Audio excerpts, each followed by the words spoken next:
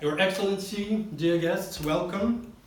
I think you have to agree with me, Your Excellency, that this week has been brilliant from Ukraine's cultural diplomacy.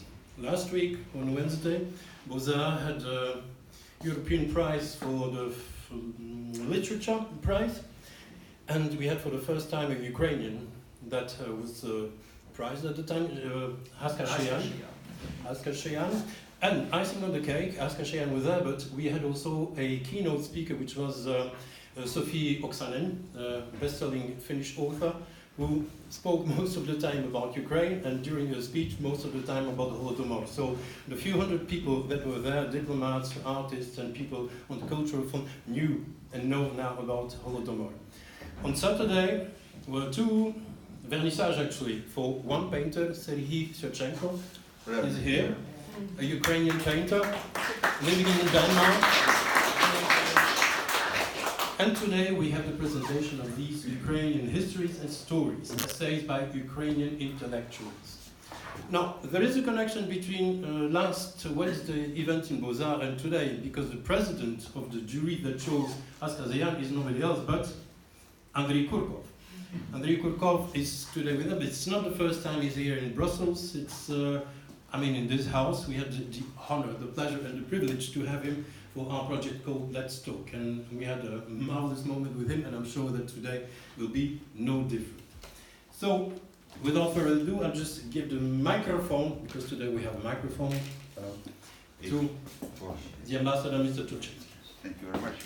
Frankly speaking, first of all, thank you very much to be here. Thank you very much to invite me and my colleagues from the embassy, and to say that I'm delighted and pleased to have again such a beautiful team here is to say nothing. First of all, as Igor already mentioned, we started last week by excellent prize and excellent speech of Mrs. Oksanen, but two of our excellent writer, Kurkov Andrei and Oksana Zabushko was mentioned. And frankly speaking, the second what I would like to tell you, and I will appreciate that you follow this, that these books and what it was written already, it's already 28 years left. We must start with it. We need to have such a bright people which we are present today, and we need to make, on a middle of our strategy, of our history, of our future. And without this, it will be very difficult to understand what is our future. It's not only about Euro-Atlantic integration, it's about the perspective, it's about our youth, it's about the people which will create another Ukraine, which we, a lot of us, has in our dream. Thank you very much and enjoy. And Pane Matter, Serhiy Shevchenko, happy birthday. We are very lucky to have you in a birthday here, and have you with you.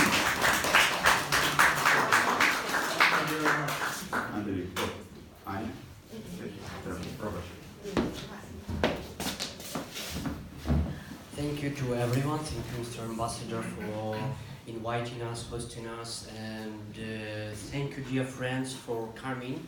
It's a great pleasure of us to present our new book about Ukraine. My name is Andrei Kulakov. I'm a program director of Internews Ukraine. It's one of the leading Ukrainian media NGO. And today we are starting a series of public presentations in Europe of our book, and a series of articles written by Ukrainian intellectuals, Ukraine in histories and stories. I would say a little bit about the whole project and the whole idea. First of all, we are greatly thankful to the Ukrainian Cultural Foundation. It's a newly established state-run foundation to promote artists, cultural projects, and so on. so they trusted to us, to our idea. And we also did this project under another initiative, Ukraine World. It's a networking group of different diplomats, experts, journalists all over the world, and also it is a platform, web platform, where we are putting the English written materials easy to understand.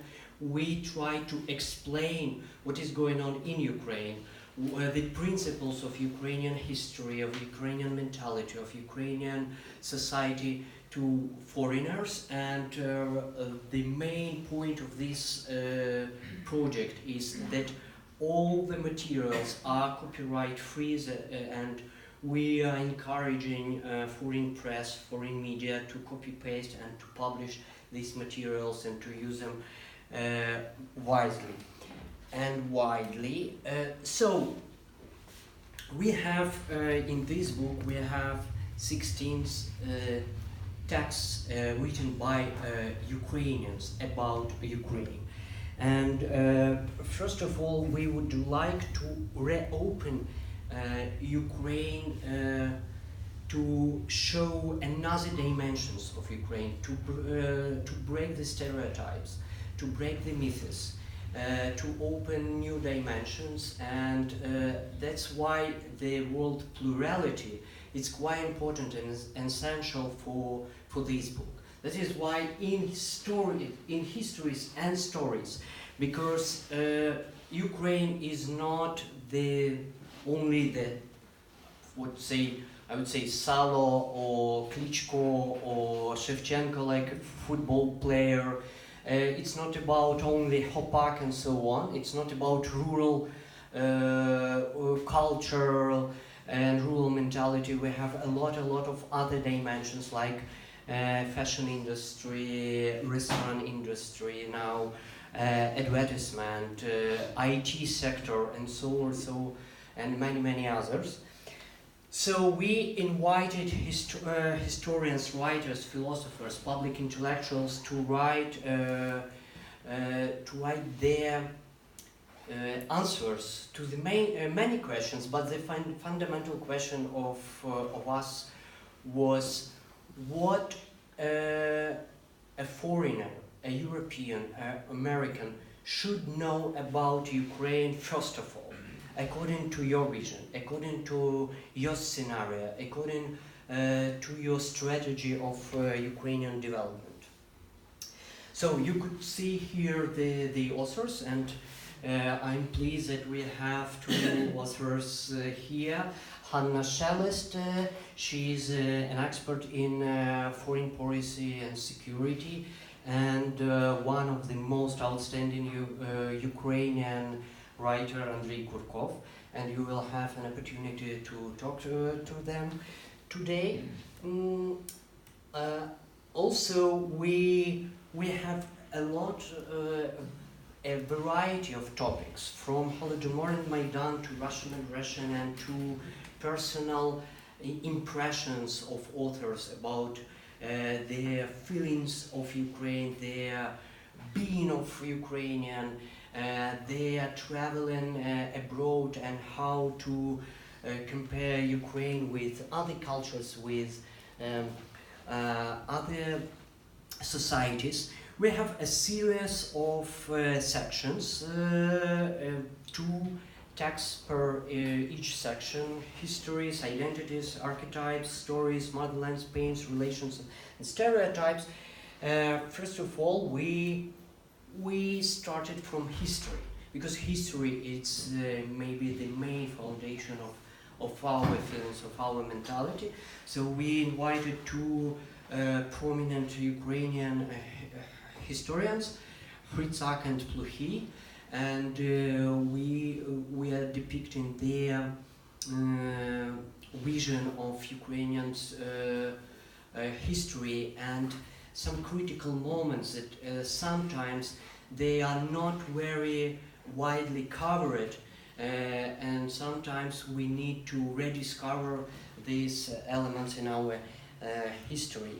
Then we have two writers, and when we are talking about identities, because Ukraine has a lot of identities, so we have one Ukrainian writer, Ukrainian-speaking writer Andruhovich, and Russian-speaking writer Kurkov to show and that we have multiple approaches to literature and to culture and so on.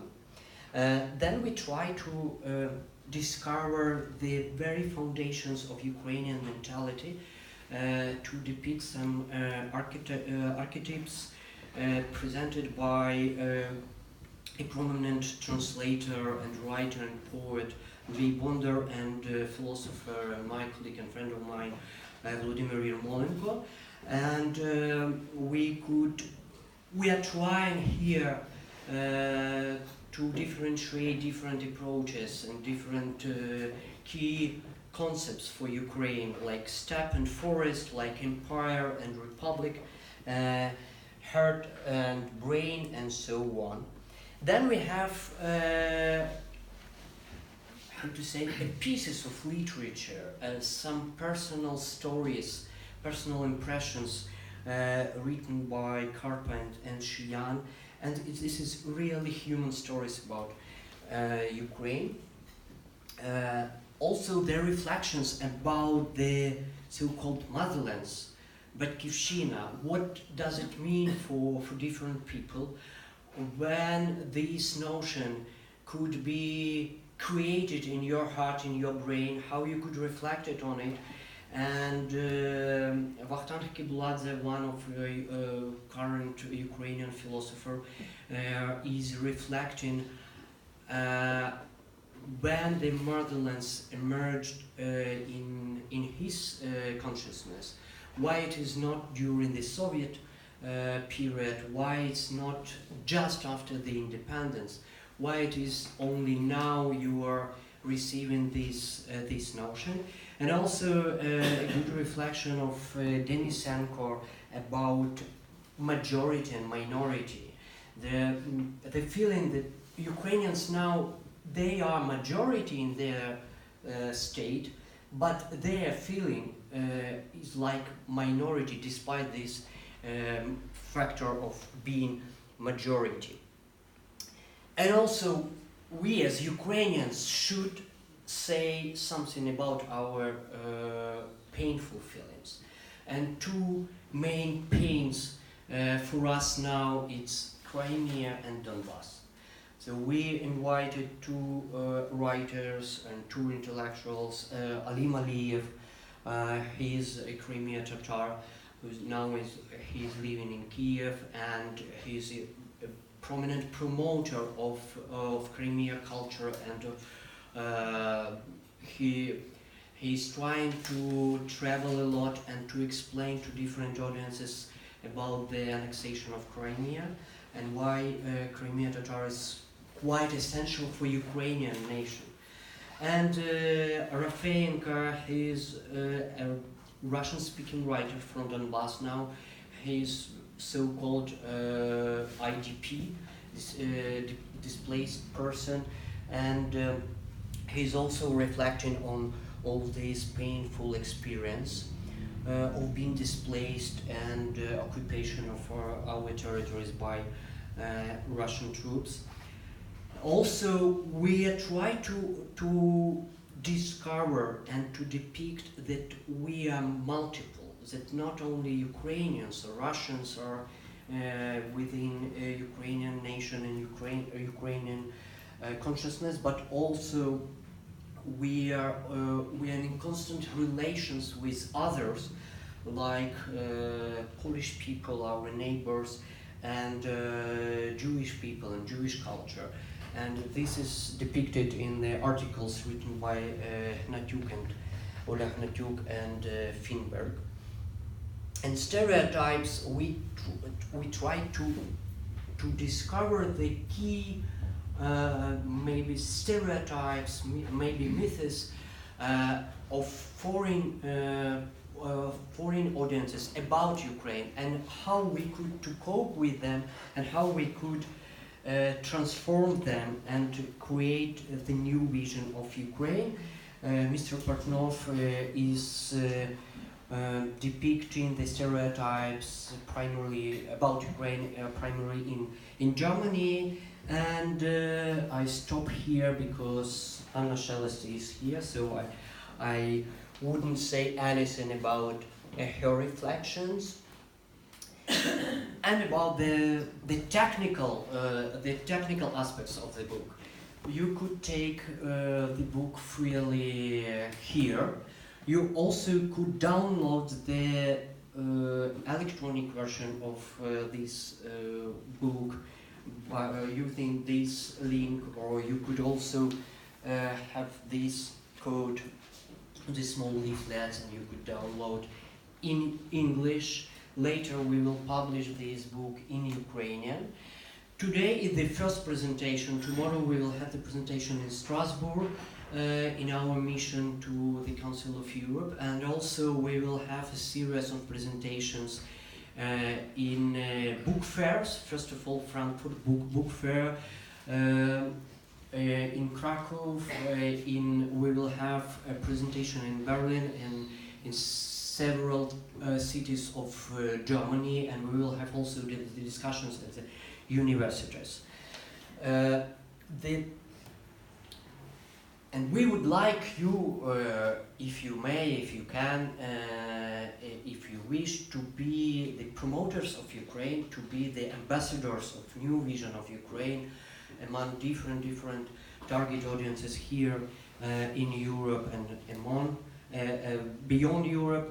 And I'm greatly personally thankful to Ukrainian Cultural Foundation, to our diplomats, to Mr. Ambassador here for hosting us, for their willingness to promote, to support such initiatives. And we will continue. We'll have a lot of ideas. We already discussed new ideas today of new projects. And with great pleasure, I will pass the floor to Hanna Shelest to explain her vision of Ukraine, of key stereotypes, how to work with different target audiences abroad, what are the key challenges for our foreign policy, security policy, and so on. Please, the floor is yours. Thank you, Andrew. I'm just thinking, should I see or should I go? Because when I go, I speak twice quicker. But in case you don't see me, just show your hand and I will try to stand. It's really my great pleasure to be, you don't see, okay.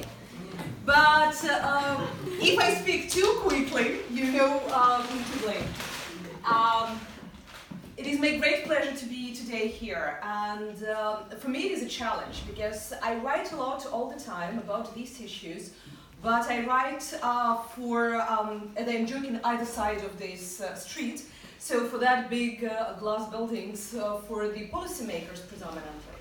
So when you need to explain the same things but for the different audience, for the wider audience, when interviews suggested this project, I was a little bit panicked because the biggest challenge was how to speak about the same things but for the wider audience, at the same time not becoming too emotional, because when it is your country you are emotional, you can't skip it, and at the same time how not to become very teacher style explainer, like just going, this is not so because you need to go to the history, or this is not so. And then also how to, the second challenge probably it was for me, there are so many stereotypes about Ukraine, there are so many questions that I'm witnessing each forum about foreign policy that I need to speak each month in different countries, not only in Europe, but going all around the world, then you don't know even what stereotypes to choose to write about.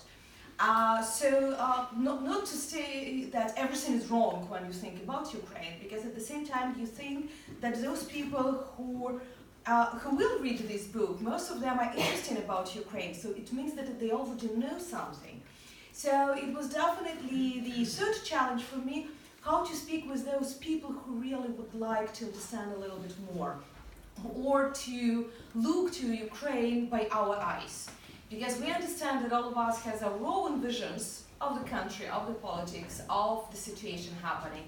But definitely all of us authors of this fantastic book wanted you readers to look a little bit by our eyes, by our hearts, by our brains maybe, to the issues that we presented over there. Honestly, I don't know how this book will be translated into Ukrainian, because it seems to me that most authors wrote initially into Ukrainian. I was one of those crazy people who wrote it oppositely in English in the beginning, because I didn't know that it should be translated. 2 days ago, the editor of this book, Vladimir Yermolenko, sent me the translation of my article. In Ukrainian? In Ukrainian language. I'm chief editor of journals, so you can imagine how many articles I edit per month. It was the most difficult edition. Because I realized, and why it is important, why I'm referring to this, that a lot of stereotypes about which we are talking, I even don't know what words to find in Ukrainian language to define them. And that's definitely from what one of the first issues I'm speaking about, one of the biggest problems for us political scientists, for example, that is this crazy concept of in-betweenness. It is impossible to translate into Ukrainian. Not from the linguistic point of view, not from the, I don't know, psychological something. We don't consider us in between. And I'm writing in this, like, for me it was one of the first stereotypes that I wanted to explain why Ukraine is not in between. Why in between is even worse than buffer zone that we used to hear before for so many years. Because in between is not just terra incognita, it is nothing. It is not a subject or an object. In between is something what you can't define. It's neither big or small. It's something that completely unknown for you. And because of this, it is very dangerous. Because when you don't know something, it can't be, because even buffer zone is something that you think can protect you. As a person that's been in a lot of conflict zone around the world before Ukrainian events started in 2014, I would say that buffer zones never safe. It is usually the most criminal zones and the most dangerous zones with a lot of the strange things happening. But okay, Europe thought that Ukraine is a buffer zone, something to protect maybe from the even more dangerous Russia. But then when we came to this in-between, what is in-between? It's nothing usually, yep? So it is something completely unknown. And there I also came to another word that also I didn't know how to translate into Ukrainian. It is cushion. And that is also a definition that I heard about Ukraine back in Italy. They used it, not buffer zone. It's not very nice for Italians. So they use instead of this cushion. What does it mean? It is the small pillow that you put under yourself. Maybe that is really, if you think in terms of metaphors, it's much better. Because that's something that you would like to make you comfortable and you don't care about it. So, but to translate it into Ukrainian was completely impossible for me because, okay, how to name your country, a pillow for your ass. Sorry for my French, here we are after 6, so we can be less politically correct. But definitely that is what defined like the politics, because I'm one of those who are thinking that from how we name the things, it really depends how we perceive these things. So when you hear from a lot of politicians, up to members of parliament and ambassadors, that about your country, they are speaking in terms of politics, in between, or a cushion, what kind of politics they can probably define or propose to your country. The second stereotype that I really wanted to speak in my essay was that more and more we hear for the last 2 years, frozen conflict is a solution for Ukraine. That in this case, nobody dying. It will be a safe place, probably. And then let's decide about European integration, about development, about everything. And I really hate it because some people think that I'm cynical because I'm thinking like, oh no, like fighting maybe even like better. but conflicts around Ukraine really demonstrated that as soon as the conflict is becoming frozen, it's not conflict which is frozen, it is solution which is frozen.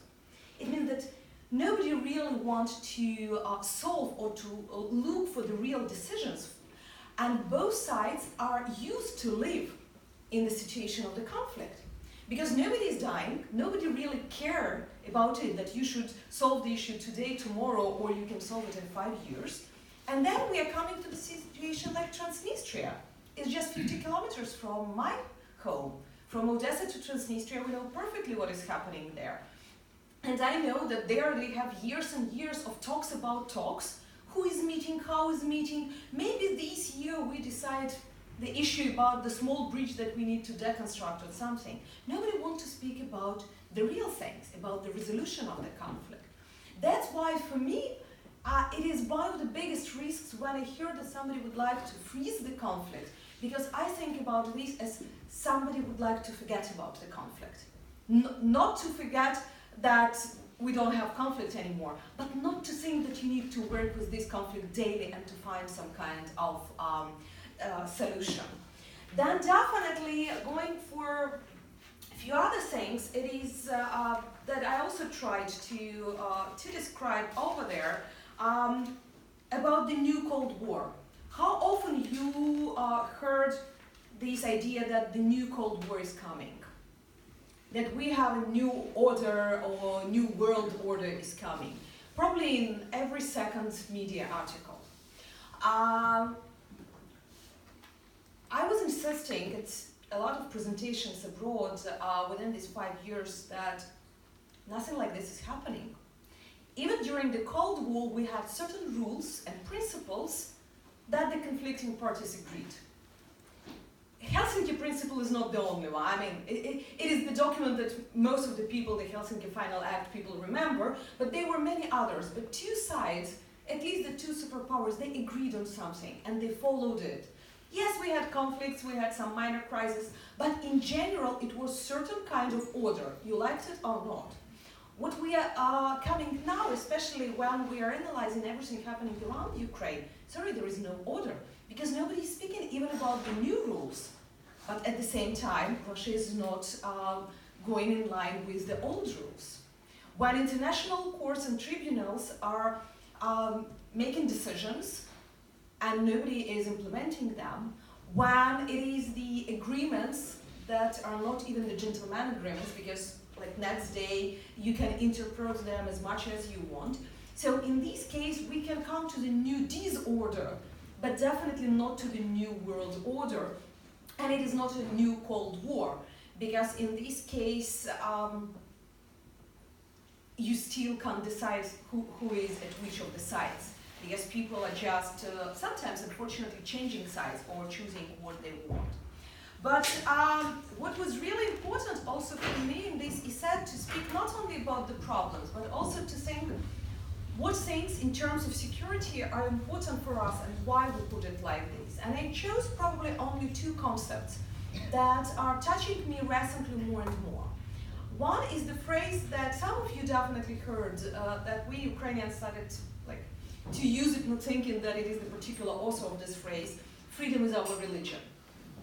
And in this phrase, for me, it was a lot about Ukrainian identity, even that it was not my task to write about identities. We had wonderful authors to write before, but then I realized that to explain a lot of things in foreign policy as well is extremely important to start from the basics, and that is from this motion of freedom, why freedom is so important for Ukrainians.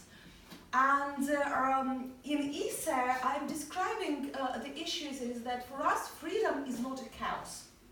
For us, freedom, it is the sense of responsibility. It is definitely, first of all, freedom of choice.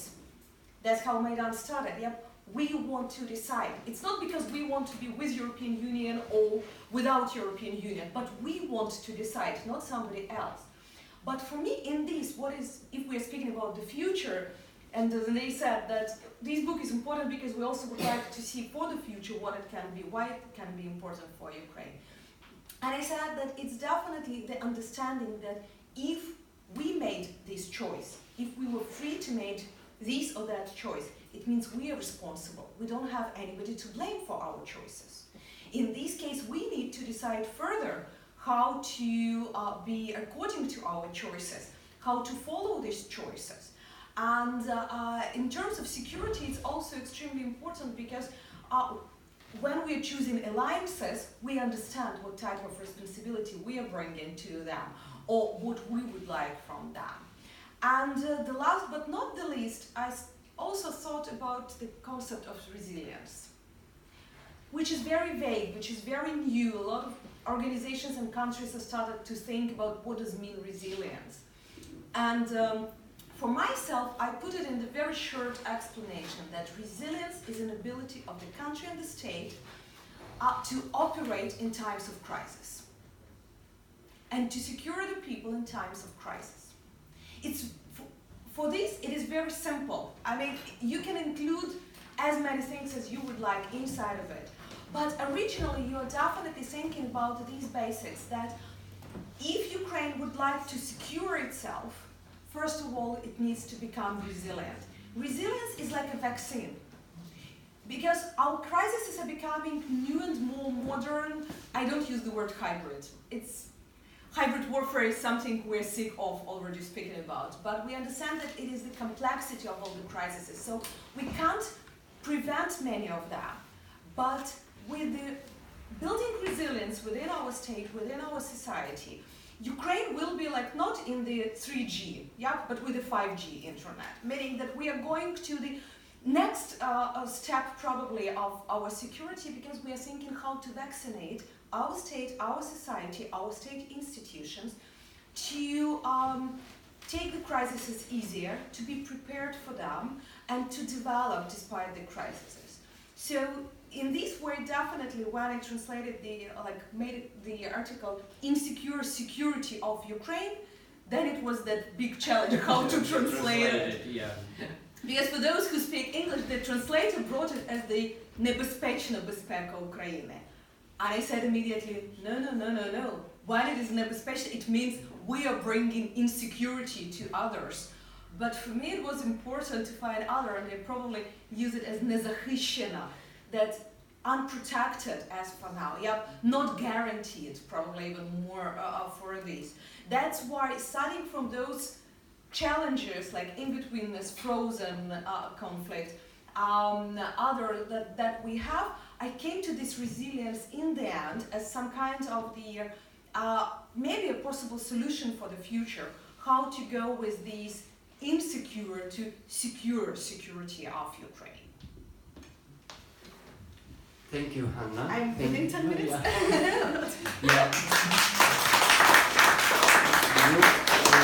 You will have the opportunity to ask questions, and now I'm passing the floor to a man who promotes widely Ukraine through his books, translated in how many languages?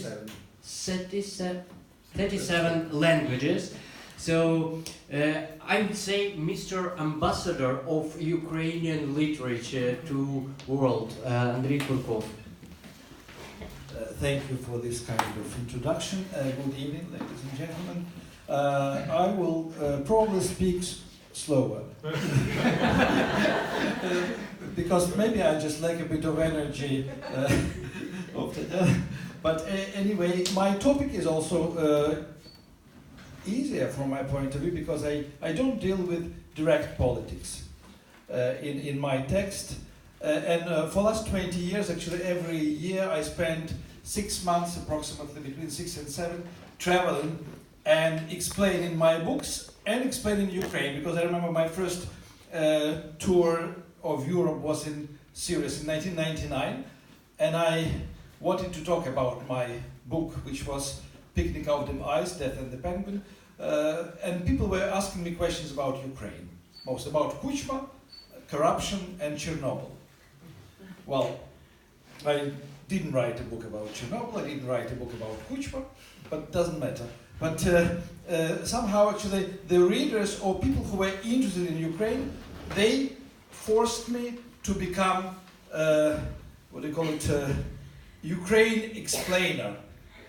And in order to be a professional Ukrainian explainer, I started explaining it to myself. And I traveled a lot with my family in the car, first all along the borders of Ukraine, and then already inside the different regions. And last time we went in the summer, in August, with my sons and my wife by car to Vinnytsia region, which is one of the most interesting, but I mean every region is very interesting in Ukraine, but this is actually a region which holds Jewish history of Ukraine. And it is not touristy. I mean, there are no tourists, although there are lots of things to see. And there are places like small town Shargorod, which was a Jewish town in 18th, 19th, in the beginning of 19th and early centuries, and has a synagogue from 16th century in a wonderful state, and lots of other things. And 100 years ago, 95% of population was probably 8,000 in this town were Jews. Now there are only 2 Jews left, but the Ukrainians who live there, they voted one of 10 Jews as the mayor of town. And you see there is a difference between Shargorod and some other towns, because it's developing very quickly. It has even I mean a small town, but private water park where you can actually come and enjoy swimming pools and saunas, etc. But I will now go back to 17th century, because in a way in the 17th century you can see the proof that Ukrainian mentality was always different from Russian or Polish. And my issue and my actually thoughts were in the last years about national mentality, because in fact sometimes the mentality disappears because it is shaped or suppressed by neighboring mentalities, but once something happens and the mentality comes back, like the water after tide out comes back during tide in.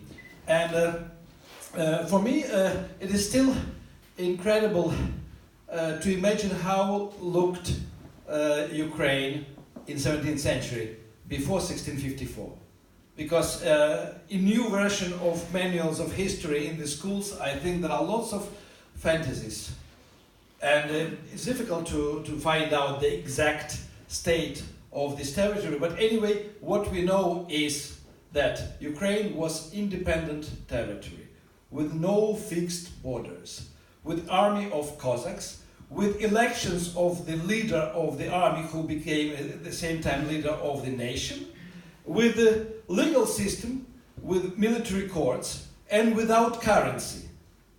Can you imagine that actually you could pay in Ukraine with Polish gold, Turkish silver, with thalers from Prussia, etc. So, I mean, what kind of society is this?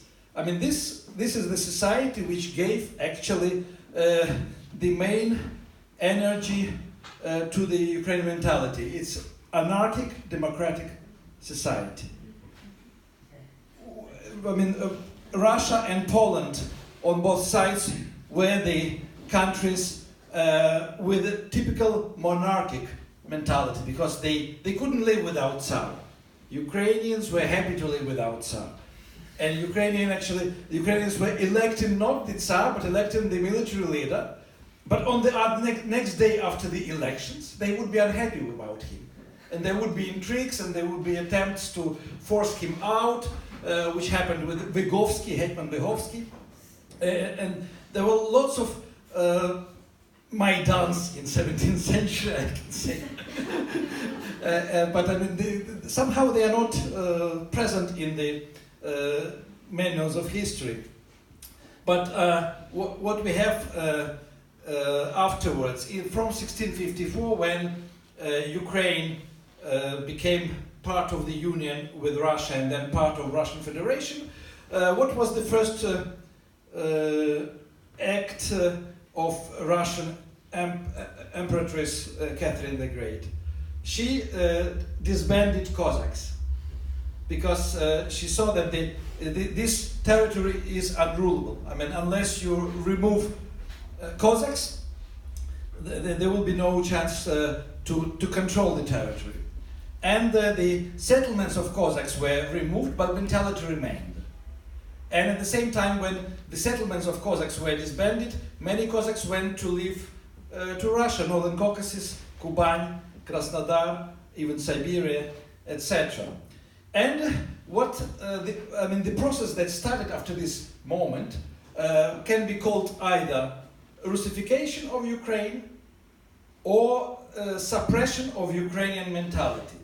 In fact, Ukrainian mentality is based on this historical matrix of democratic anarchy, which includes actually almost, I would say, the word is not maybe very positive, but I will make it positive by adding word European to this. European egoism, which is individualism, which is actually that your country begins in your courtyard, in your house, and you first defend your private territory and then your public territory or your community territory. In Russia, if you are owner of or descendant of the monarchic mentality, you are collective because you love your Tsar. He is defending you. He is telling you what to do. He is giving you presents sometimes, Or she. yeah. And if you get very upset with the Tsar, you collectively kill the Tsar and love the next one. And that happened several times in Russia. And from 1654 until practically 1970s, Russia was moving territory, expanding territory of Russian language, and by this, expanding territory of Russian collective mentality.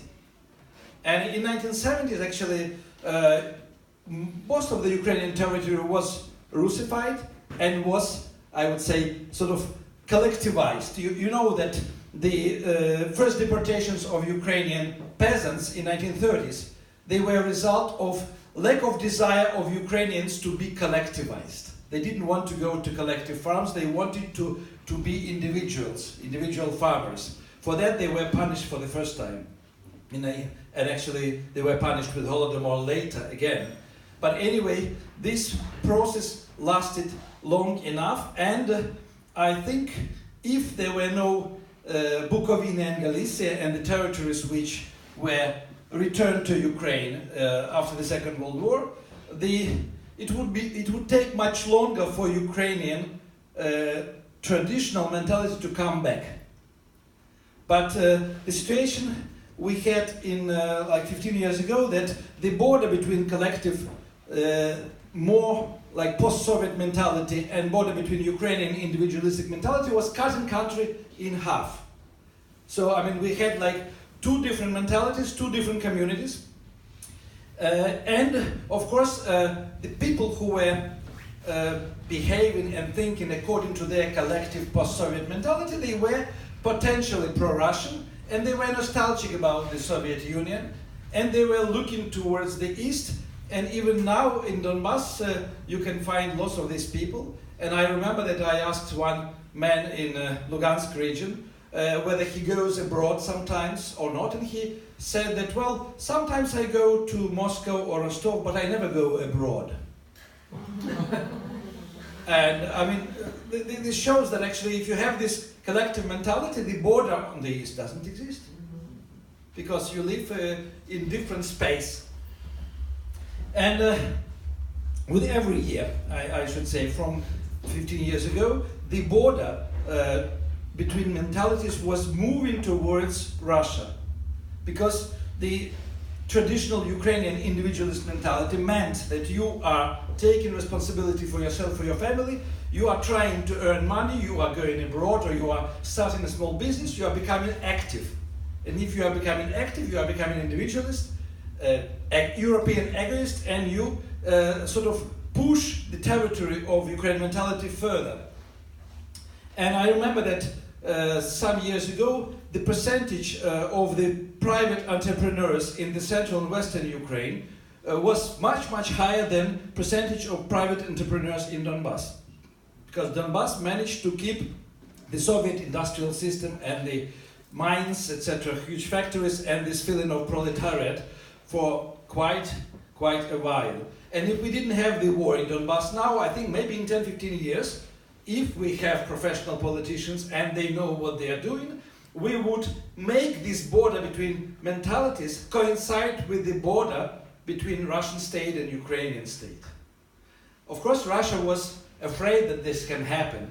And I think actually they were seeing that they are losing their territory because they are losing Ukrainian citizens who are collective, who have still Russian or post-Soviet mentality. And that probably also speeded up the war and speeded up annexation of Crimea. And Crimea was much more actually funded even 15 years ago. All the pro-Russian movements had lots of money from Russia, and you had political parties or registered as NGOs in Crimea, which would be banned or wouldn't be registered in Kyiv. For example, one of the NGOs was called United Russia in the Crimea, and they had their logos and Russian flag on the minibuses. And I saw this in 2013 and in January 2014 when we last time went to Sevastopol and Simferopol. But anyway, now maybe just one more small episode, which I'm not sure I included in the text or not. But for me, from my point of view, and it is personal and subjective, of course, not objective, because writers cannot be objective. But the stable society means 5 coinciding spaces, almost geometrical spaces. The first and the main space is geopolitical, the border of the country. And inside this border, we have legal space. The Ukrainian laws are working everywhere on Ukrainian territory. We have financial space. The same currency, hryvnia, is used on this territory. And then 2 more spaces which are extremely important, but they were neglected for years and years by Ukrainian politicians. Cultural space, which means that the same books considered Ukrainian, the same films are watched, and you can organize a film premiere at the same time in all 26 regions of Ukraine. And information space. Information space means that actually people everywhere receiving information about life in the country and life outside from the same set of Ukrainian sources. It can be a huge set, it can be like 300 sources, but they should be Ukrainian first of all. And what we had before 2013, and it's not only about Crimea and Donbass, we had several regions or parts of regions living in geopolitical, financial, legal Ukrainian space, but belonging culturally and from the information point of view to the neighboring countries. We had this situation, and we still have it in Bessarabia. It's not dangerous because Moldovans are very peaceful people, and they make a lot of wine, and if they make it, they drink it. Yes. We have a situation in Transcarpathian region with Hungarian minority, which is very big and I think very important and should be much more integrated into Ukrainian society, where of course the local Hungarians, Ukrainian Hungarians, are getting information from Hungarian sources. But much more dangerous was the situation in Donbass and Crimea, where people actually considered Russian literature or Russian sources of information their own. They were watching news on Russian TV channels about Ukraine. And so I mean, if you have news about your life coming from abroad and you believe it, it means there is something wrong with your head. But anyway, I think now the government understands the importance of culture and information. And maybe it is too late, but it is never late actually to fight back and to, at least for the future, to be sure that neither cultural space nor information space are neglected in general future and in general at all. So I'm talking about this while I'm being ethnic Russian, and I write in Russian and in Ukrainian, but my novels are written in Russian. And the question is is it possible to be ethnic non-Ukrainian with Ukrainian traditional anarchic mentality? I can assure you it is possible, it's a pleasure, and very often it is useful. So when I'm talking about Ukrainians, I don't talk about ethnic Ukrainians, because in fact, in 17th centuries, among Ukrainian Cossacks, you could find some Chinese people who liked freedom and anarchy. And I don't know how they managed to come from China to Ukraine, but it would be very interesting to research, because also there were Chinese soldiers in the Ukrainian Ottoman's armies in 1918, 1920. So, I mean, the freedom attracts, and I hope actually the freedom, not anarchy, will attract more interest to Ukraine also from the European Union. Thank you very much.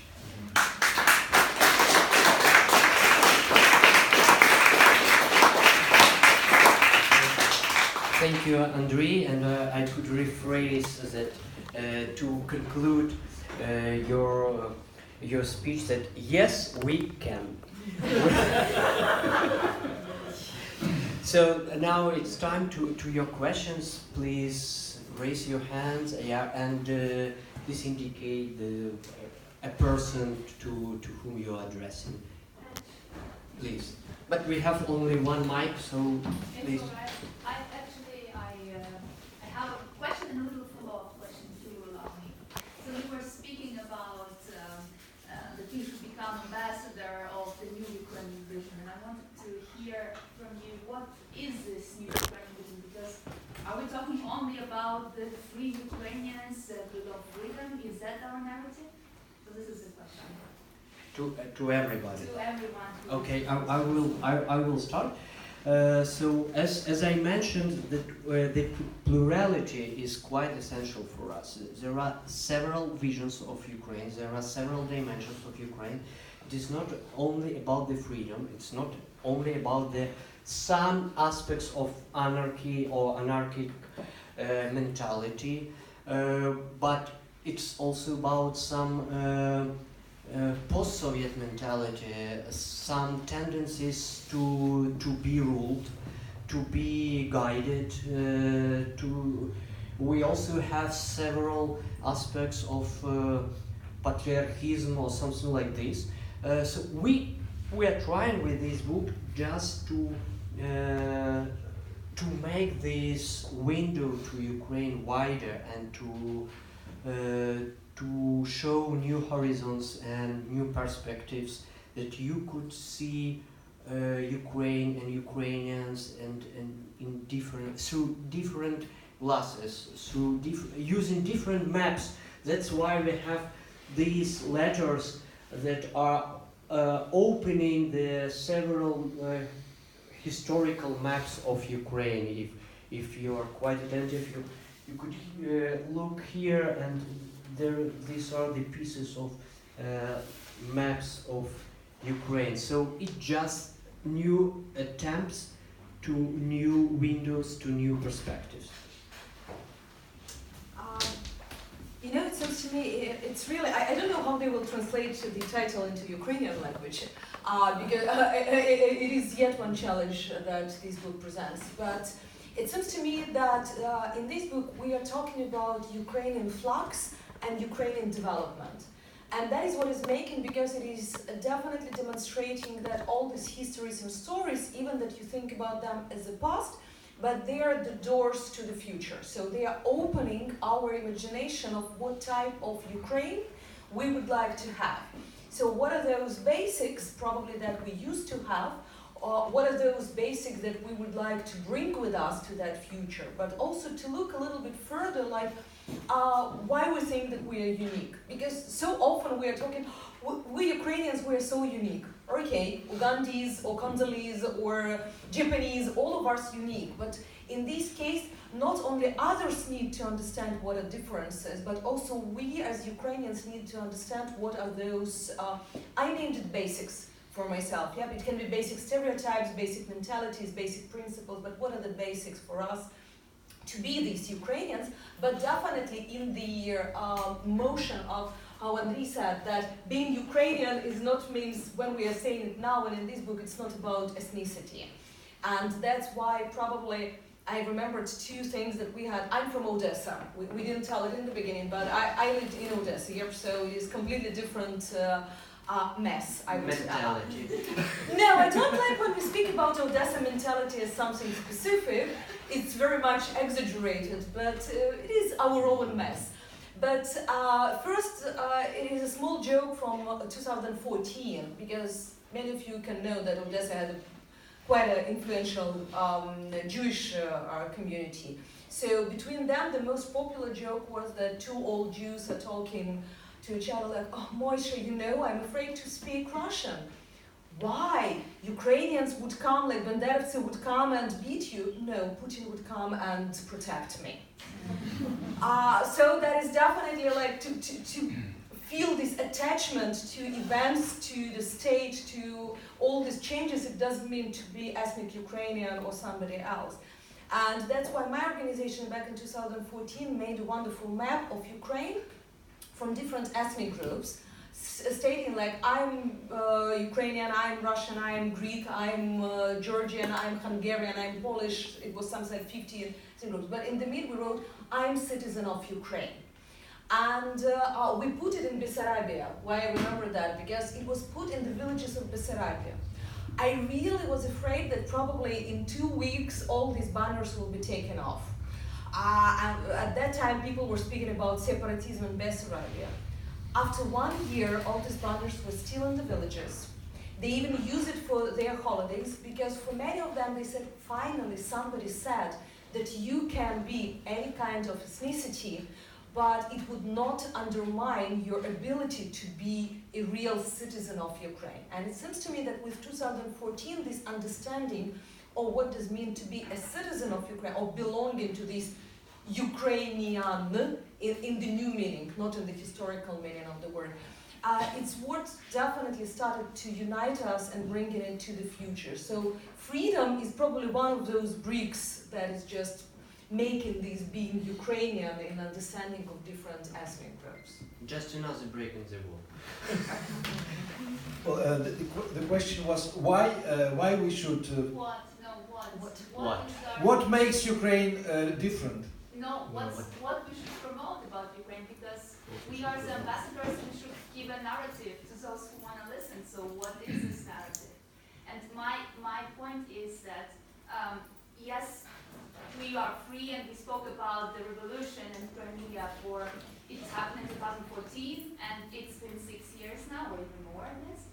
So, I mean, and what's happening to us, it's nothing new under the sun. So we have Israel, who reinvented itself as a startup nation, besides the conflict that they have. Or we have one of Asian dragons, South Korea, who is the homeland of K-pop, and they reinvented. And it's not only the conflict between North Korea and South Korea anymore, or Singapore. They have a different story to tell to the world besides their status quo, geopolitical status quo. So it would be really good for those who are Ukrainians, expats here, to promote Ukraine, to look and to have a different story besides our personal, hurtful story. And this would be really nice if the Ukrainian cultural community would give us. Well, actually, I mean, the brands of the country are, of course, cultural messages and statements of films, books, songs, etc. Food, which we all love. And in Ukrainian case especially, Ukrainian honey, because you know that Ukraine is one of the biggest exporters of honey, and that in Tunis and in other countries in North Africa, Ukrainian honey is sold as French honey. And it's written, it's produced in Europe. So they add a drop of French honey to Ukrainian honey, and it becomes European honey. So I mean, of course, I mean, we have very dynamic cultural life now. We have film industry subsidized finally by the state in the last 5 years, with different films made, good and bad, but there are very good films. And of course, I mean, in order to make them accessible and commercially successful in Europe, we need more ambassadors, not only among Ukrainians living abroad, but among Belgians who live in Belgium, French who live in France, etc. But I'm sure that cultural community of Ukraine will work even harder now, and actually the expansion of Ukrainian culture started by the artists themselves. I mean, the state only now understood the importance actually of cultural policy for the image of the country. And then of course, I mean, it's not to answer your question, but I forgot to mention that Russians with collective mentality have one and the same image of great Russia in their head. Ukrainians with their individualistic mentality, each one has different vision of Ukraine. And I mean, if you can understand actually 40 million people knowing which Ukraine would be better. I mean, it shows the energy of people, also political energy of people. And actually, I think this energy is capable of making the country much better known in the world, also with your help. Do Ukrainians have at least 3 visions of Ukraine? So your question, please. My name is Dmitry Shkurko, National News Agency of Ukraine, and Andrei, if possible, first question to you. Recently in General Assembly, we have a clash between Donald Tusk and Donald Trump. First was saying that the globalized idea is the main point, I mean the international solidarity and so on, and Trump was defending some kind of national state. But I'm asking about Ukraine now, because right now we are trying to join Europe. There the idea of national egoism, let me say so, is quite hostile. But right now in Ukraine, the idea of national identity is the motor, is the engine which is moving all the country ahead. Is there some kind of, do you see some kind of contradiction between that Ukraine identity and European idea as such, where we're going to? And excuse me please, the second question to Anna Shells. I was struck by your vision of not between, you know, but you know, sometimes there is such an opinion that Ukraine just, you know, not because they want to be, but they stay in reality between the two civilizations. I mean, Western and Eastern, and you absolutely brilliantly described the differences between it. Can you share the opinion that it could be compared with some kind of European Palestine, where, you know, the civilizations come together and there never could be a peace? And what could be a peace in that regard? Thanks.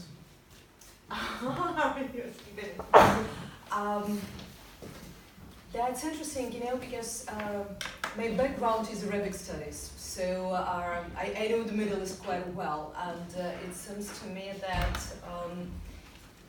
I would never probably call Ukraine as a Palestine, because in that case, as well as division between the civilizations, you know, the Huntington work was something that I never liked and never recommended my students, because there he's changing civilizations from his article to his book, and even in the book, for example, Israel is set in 3 different civilizations when you read it.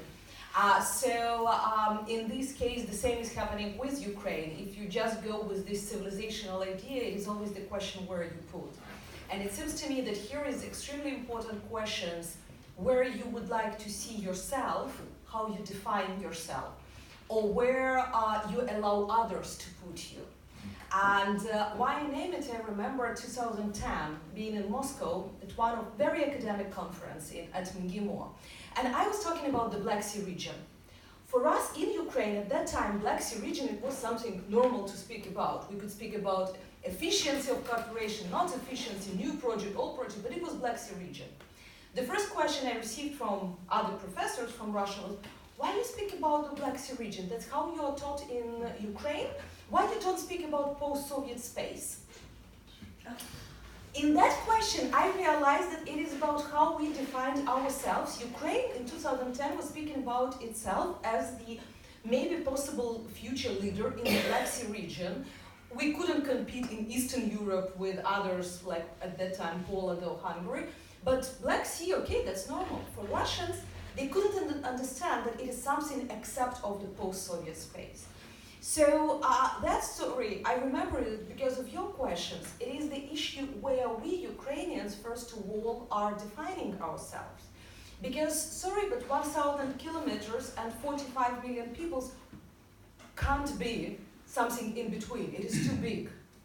It is too big not to be defined. And this in-betweenness, it is attempt not to define. So when, like in Harry Potter, yeah, somebody not to be named. So for me, this in-betweenness, it is this something not to be named. So as soon as Ukraine would be able to define itself where we are, not thinking about divisions to civilization or to something, in this case, it would be much easier also to go with other questions in terms of politics, in terms of choices, moral choices sometimes in our activities, and definitely about our internal identity. Because, you know, we are struggling for decades to speak about what is national idea. I'm not sure we should have it. As one, I mean, should it be, or we are talking about plurality as the possible way of. And in this case, Ukraine can have this plurality of identities, internal identities, identities in flux maybe, but as soon as we understand them, and as soon as we have certain basic issues, as a last sentence, I remembered 2 years ago, I needed to speak with the Russians who are involved in decision-making about including Ukraine. And one of them said that, how it is possible to speak with Ukraine about Donbass? It is just impossible because you have so many opinions about how this reintegration can happen. Each political party has their own view.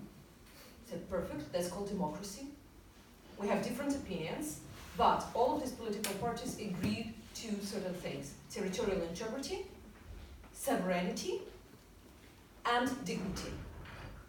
As soon as they agree on this, that's enough for our unity. All other things they can think, should it be amnesty or should it be lying here, autonomy, not autonomy, that's our time to decide. So that is for you. When others don't understand to which civilization we belong, that is their problems. It is important for us Ukrainians to understand where we belong. Well, as you see, your question to me was answered. but generally, I mean, it's true. Identity building is more important than looking for national idea, because national idea is, I mean, you can have lots of brainstorming sessions here, and you will have 100,000 ideas to choose from. But identity is one. It can. And I think actually once there is already Ukrainian identity, and it is multicultural, and it is based on the statehood, not on the ethnic origin. But generally, I mean, Ukrainians want to be seen not only in the political sense, and I can tell you a very short episode from Odessa region because I love Bessarabia, and there is a man who was a military accountant who lives in Odessa. His name is Alexander Palamariev. And his father was evicted from Odessa, Bessarabia steppe by the Ministry of Defense of the Soviet Union when they had these shooting grounds on the border with Moldova. So he decided to, and the village was erased, was demolished completely. So he decided to earn money and to build this village back. And he started taking part in the petrol business, sort of filling stations. He has 4 filling stations in Odessa, which are called Katran, maybe you know.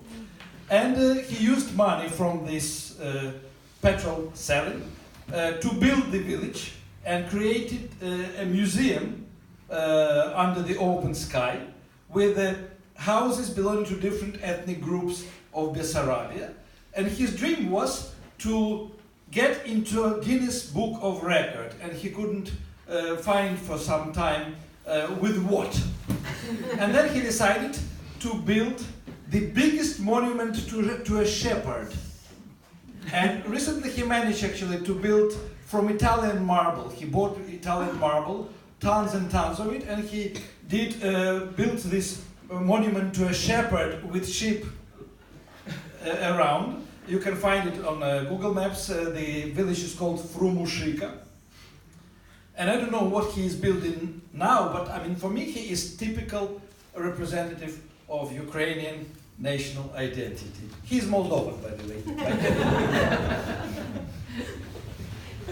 In that village is also one of the biggest collection of Lenin monuments.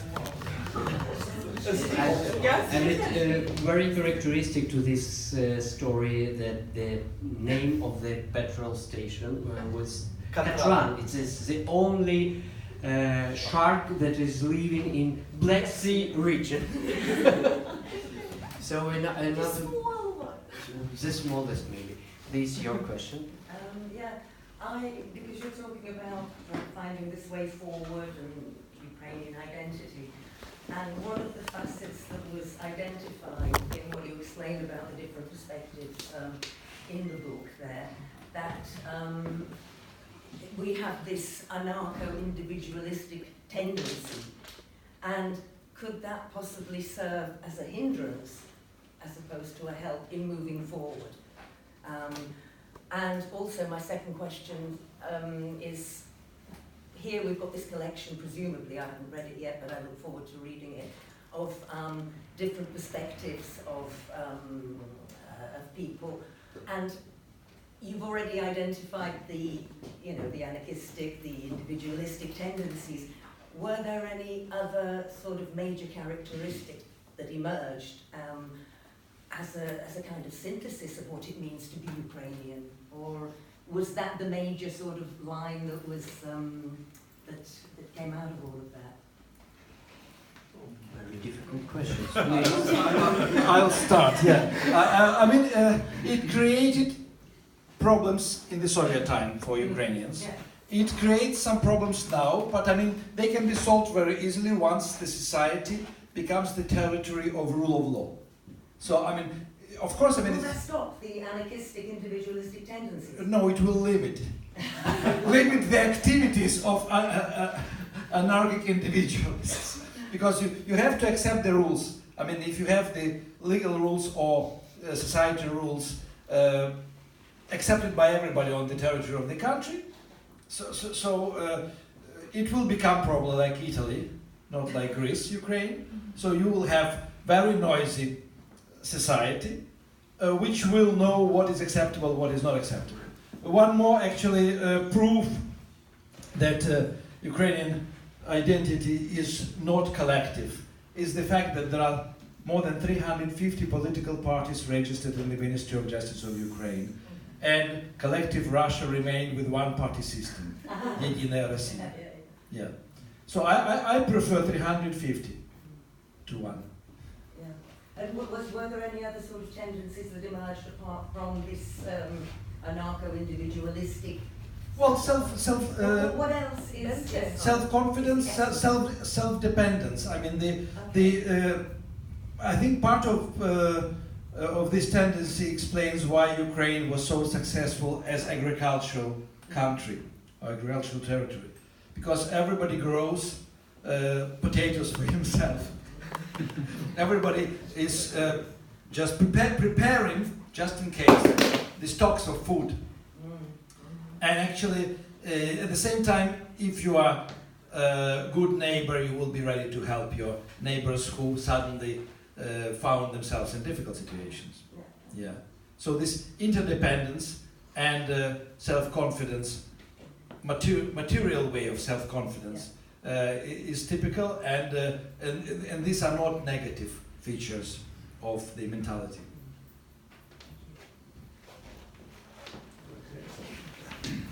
I don't know why. Synthesis. I remember just one phrase. It was many years ago. My German friend from Bavaria visited Odessa, and after a few days, he was staying and he's a lawyer, so he tried to imagine German plus lawyer. Everything should be in order. So this big man was standing and saying like, Anna, I can't understand. It is complete chaos, but one day everything is working. So that is exactly probably about this chaos and anarchy in Ukraine. Yes, it is anarchy, but everything is working one day. That is why probably, as you said, the synthesis except of freedom or anarchy, and it's coming both from this book, and it is the phrase that I used to say at a lot of interviews in 2013-14, that we will survive. That is probably yet one of the Ukrainian mottos as from the song. Yeah?